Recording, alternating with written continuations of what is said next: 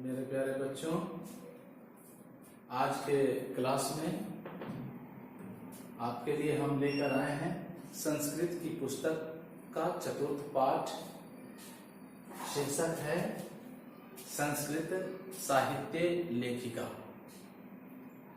हम लोग जाने संस्कृत साहित्य में लेखिकाओं का कितना योगदान रहा है, क्योंकि आप लोग जानते हैं कि जो भी संस्कृत साहित्य हम लोगों के पास है वो बहुत सारे लोगों की रचनाओं का प्रतिफल है। यानी बहुत सारे लोगों ने कुछ लिखा है, वही हम तक आज आ पहुंचा है। आखिर किन किन लोगों ने योगदान दिया और उन लोगों में लेखिकाओं का, स्त्री रचनाकारों का कितना योगदान रहा है, इस चैप्टर में हम लोग जानेंगे। आइए विचार करते हैं इस पर, हिंदी जानते हैं इसका किस प्रकार का योगदान रहा है। समाजस्य यानम पुरुषै नारीभिश्च चलती। समाजस्य यानम समाज की गाड़ी, पुरुषै नारीभिश्च चलती पुरुष और नारियों से चलती है। एक बार फिर से अर्थ जानते हैं। समाज की गाड़ी पुरुषों और नारियों से चलती है। समाजस्य आनंद पुरुषै नारीभिश्च चलती। समाज की गाड़ी पुरुष और नारियों से चलती है। साहित्य अपि, साहित्य में भी, साहित्य अपि, साहित्य में भी उभयो दोनों का समान महत्व है। साहित्य अपि उभयो समान महत्वम, साहित्य में भी दोनों का समान महत्व है। दोनों से तात्पर्य चाहे पुरुष हो या नारी हो, साहित्य में भी दोनों का समान महत्व है। अधुना सर्वभाषासु साहित्य रचनायाम स्त्रियो अपि तत्पराः सन्ति यशश्च लभन्ते। अधुना आजकल सर्वभाषासु सभी भाषाओं में साहित्य रचनायाम यानी सभी भाषाओं की साहित्य रचना में जितनी भी भाषाएं हैं उनके अपने अपने साहित्य हैं।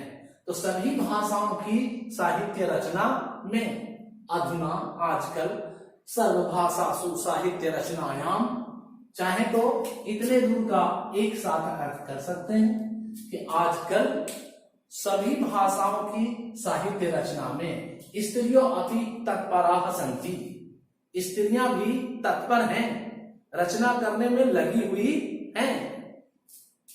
स्त्रियों अपि तत्पराः सन्ति, स्त्रियां भी तत्पर हैं। यशश्च लभन्ते, च यशश्च, यशः जोड़ च और यश प्राप्त कर रही हैं। यशश्च लभन्ते, यश प्राप्त कर रही हैं। एक बार पुनर्विचार करते हैं कि अधुना सर्वभाषासु संस्कृत साहित्य रचनायाम, अधुना आजकल सभी भाषाओं की साहित्य रचना में स्त्रियों का, स्त्रियां भी तत्पराः सन्ति, तत्पर हैं। यशश्च लभन्ते और यश प्राप्त कर रही हैं।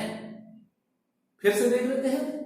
आजकल सभी भाषाओं की साहित्य रचना में स्त्रियां भी तत्पर हैं यानी लगी हुई हैं और यश प्राप्त कर रही हैं। संस्कृत साहित्य प्राचीन कालात् एव साहित्य समृद्ध्यो योगदानं न्यूनाधिकं प्राप्यते।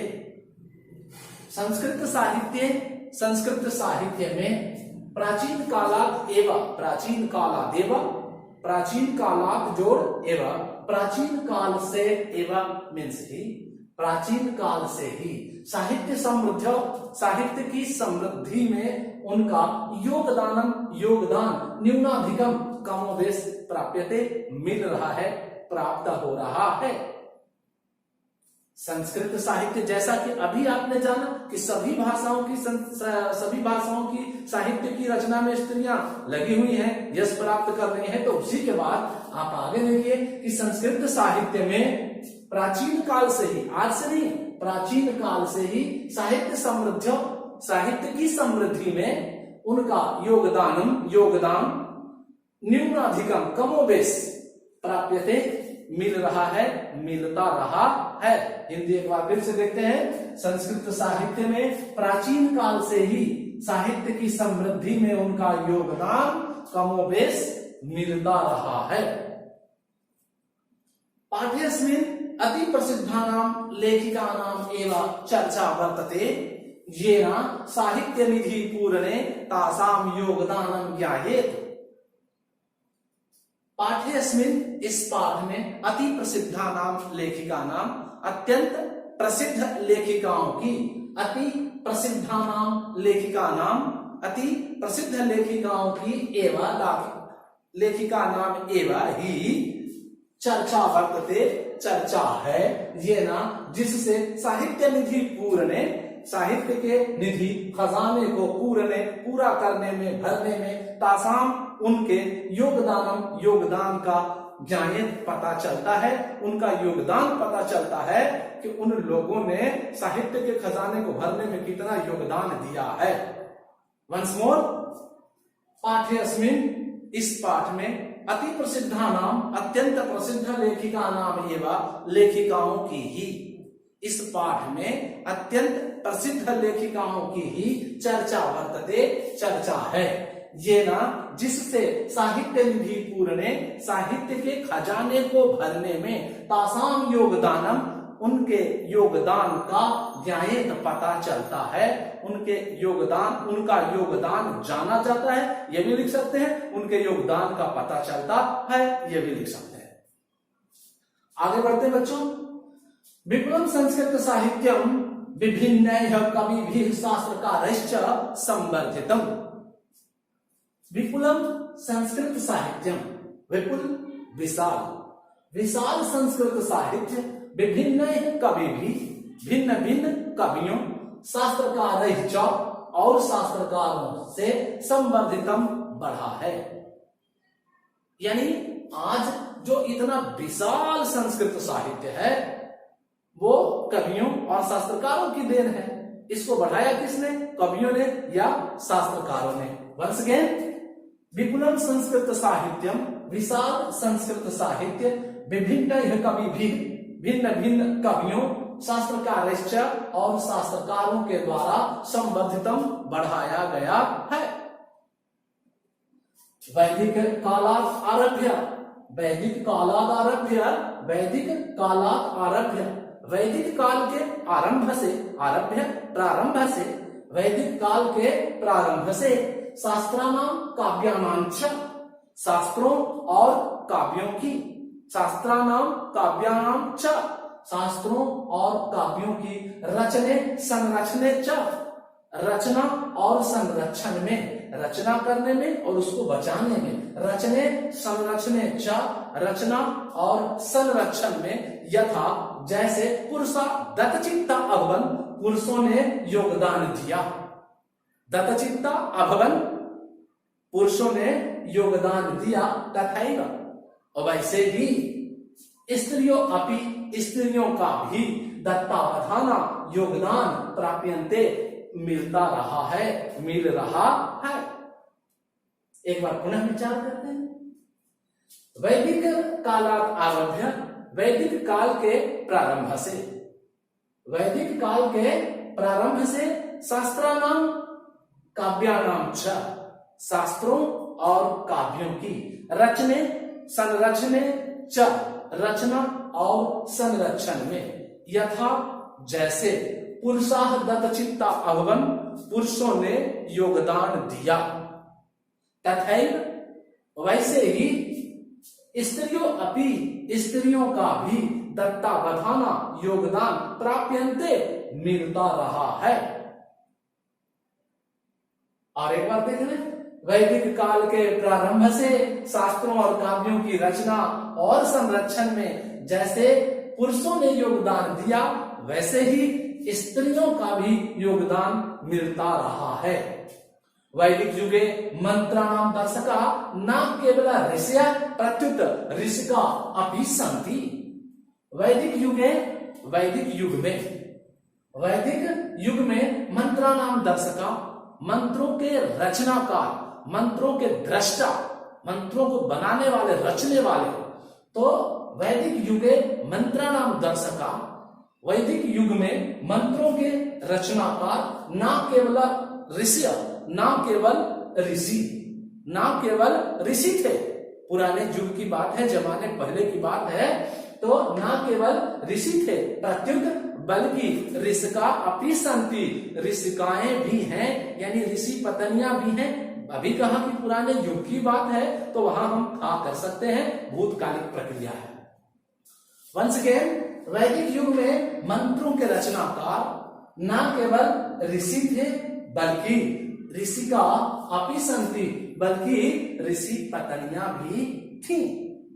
एक बार और अर्थ देखते हैं। वैदिक युग में मंत्रों के रचनाकार ना केवल ऋषि थे, बल्कि ऋषि पत्नियां भी थी।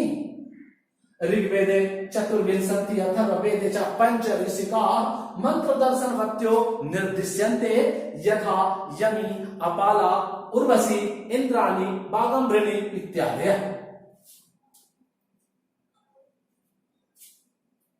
कहा बच्चों कि ऋग्वेद में आपने जाना है वेदों की संख्या 4 है। ऋग्वेद, यजुर्वेद, सामवेद और अथर्ववेद। तो ऋग्वेद की चर्चा ऋग्वेद में चतुर्विंशति 24, ऋग्वेद में 24, अथर्ववेद च और अथर्ववेद में, ऋग्वेद में 24 और अथर्ववेद में पंच ऋषिका, 5 ऋषिकाएं, यानी 5 ऋषि पत्नियां मंत्र दर्शन वत्यो निर्दिश्यन्ते, मंत्र दृष्टा के रूप में बताई गई हैं। मंत्र दर्शन वत्यो, मंत्र दृष्टा के रूप में निर्दिश्यन्ते, निर्दिष्ट है, बताई गई हैं, निर्देशित की गई हैं।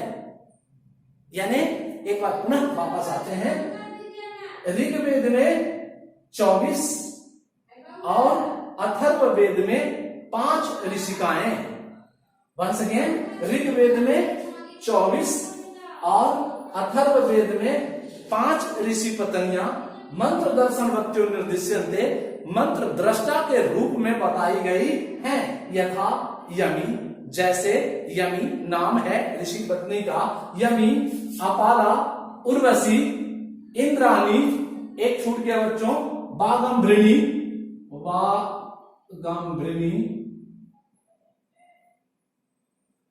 इत्यादि। जैसे यमी, 5 नाम गिन लीजिए, यमी, अपाला, उर्वशी, बागंभृणी, इंद्राणी इत्यादि।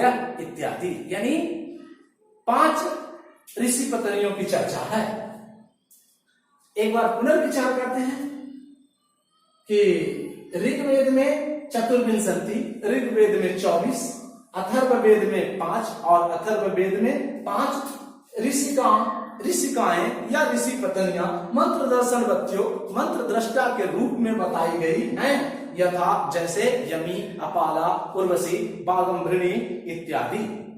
अब कुछ सवाल ले लेते हैं पहले बच्चों यहां तक, उसके बाद विचार करते हैं। देखिए यहां पर सवाल बनता है कि समाज की गाड़ी किससे चलती है? तो पुरुष और नारियों से।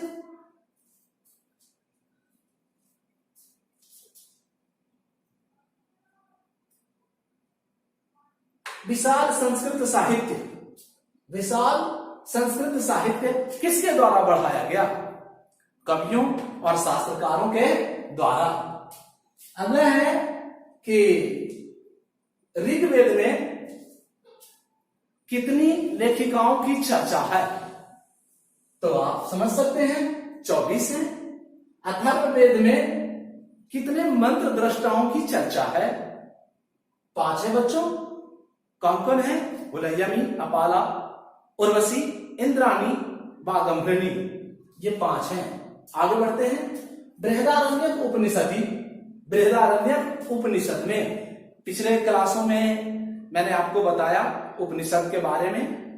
उपनिषदों की संख्या 108 है, जिसमें 8-10 प्रचलन में है और बाकी सब लुप्त प्राय हो गए हैं। उन्हीं उपनिषदों में से एक है बृहदारण्यक उपनिषद। तो बृहदारण्यक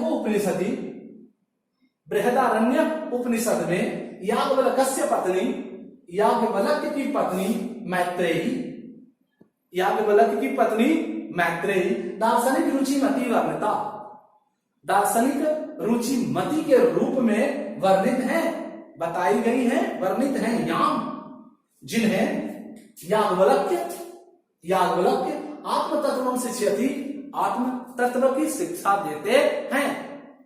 पूरा ध्यान से इस लाइन को देखिए, बड़ा इंपॉर्टेंट लाइन है, यहां से क्वेश्चन रहता है कि याज्ञवल्क्य का नाम किस उपनिषद के साथ जुड़ा हुआ है, तो याद रखिएगा बृहदारण्यक उपनिषद के साथ। बृहदारण्यक उपनिषद में याज्ञवल्क्य ने अपनी पत्नी मैत्रेयी को आत्म तत्व की शिक्षा दी है। सवाल उठता है कि याज्ञवल्क्य की पत्नी कौन थी? मैत्रेयी थी। मैत्रेयी का पति कौन था? याज्ञवल्क्य थे। याज्ञवल्क्य अपनी पत्नी मैत्रेयी को किस चीज की शिक्षा देते थे? तो आत्म तत्व की शिक्षा देते हैं। So now once again let's come back on this sentence. Brihadaranyaka Upanishad में याज्ञवल्क्य पत्नी, याज्ञवल्क्य की पत्नी मैत्रेयी दार्शनिक रुचिमती वर्णिता, दार्शनिक रुचिमती के रूप में वर्णित हैं, एवं जिन्हें याज्ञवल्क्य आत्म तत्वम शिक्षयति, जिन्हें याज्ञवल्क्य आत्म तत्व की शिक्षा देते हैं।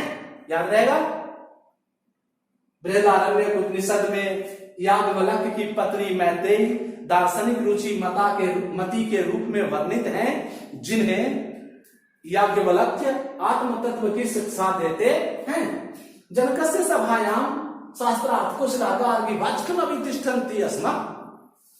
जनकस्य सभायाम, जनक की सभा में, जनकस्य सभायाम राजा जनक, मिथिला के राजा, जनकस्य सभायाम जनक की सभा में शास्त्रार्थ कुशला, शास्त्रार्थ में कुशल गार्गी नाम था, गार्गी वाचकमपि तिष्ठति स्म, गार्गी वाचकमपि तिष्ठति, गार्गी नामक विदुषी, गार्गी विदुषी तिष्ठति स्म रहती थी।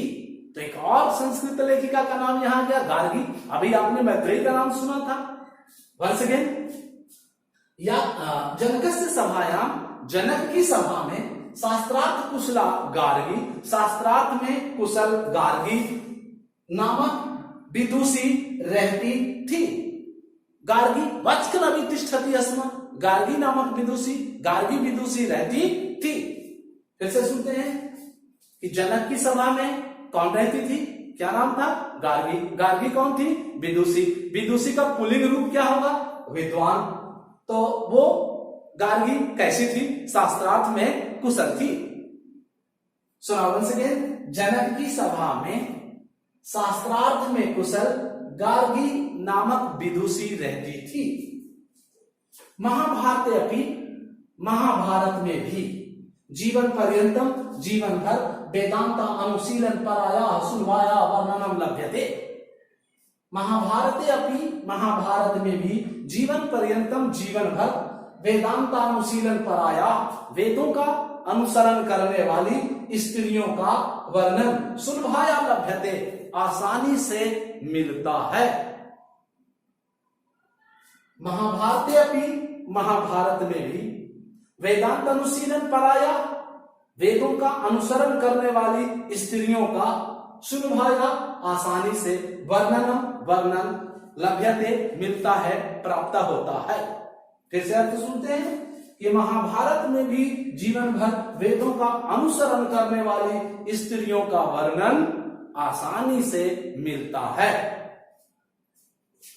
तो यहां आपने देखा संस्कृत लेखिकाओं का नाम जाना, कौन कौन है? मैत्रेयी हैं, गार्गी हैं, और बहुत सारी वेदों का अनुशीलन करने वाली स्त्रियों का वर्णन महाभारत में मिलता है। आगे देखते हैं लौकिक संस्कृत साहित्य में अभी जो वर्तमान इस श्लोक में जो संस्कृत बना, इस लौकिक संस्कृत जो है जिसमें श्लोक की कथाएं हैं, लौकिक संस्कृत साहित्य में प्राय चत्वारिंशत् कवयित्रीणां सार्धशतं पद्यानि अस्फुट रूपेण इतस्ततो लभ्यन्ते। बोला लौकिक संस्कृत साहित्य में प्राय चत्वारिंशत् कवयित्रीणां 40 कवयित्रियों के सार्धशतम, सार्ध मीन्स आधा, शतम मीन्स 100, आधा 100, 150 यानी 150, 150 पद्य अस्फुट रूपेण फुटकल रूप में इतस्ततो लभ्यन्ते इधर उधर मिलते हैं। एक बार पुनः वापस आते हैं। लौकिक संस्कृत साहित्य में प्राय 44 कवयित्रीणां 40 कवयित्रियों के सार्धशतम 150 पद्यानि पद्य 150 पद्य स्फुट रूपेण फुटकल रूप में इतस्ततो लभ्यन्ते इधर उधर मिलते हैं। तासु उनमें विजयांकन नाम है विजयांकन। तासु उनमें विजयांका प्रथम कल्पा वर्तते, उनमें विजयांकन प्रथम कल्प है, प्रथम रचनाकारा है। तासु विजयांका प्रथम कल्पा वर्तते, उनमें विजयांकन प्रथम कल्प है, प्रथम रचनाकार है। तासु विजयांका प्रथम कल्पा वर्तते, उनमें विजयांकन प्रथम कल्पा है यानी प्रथम रचनाकार है। साच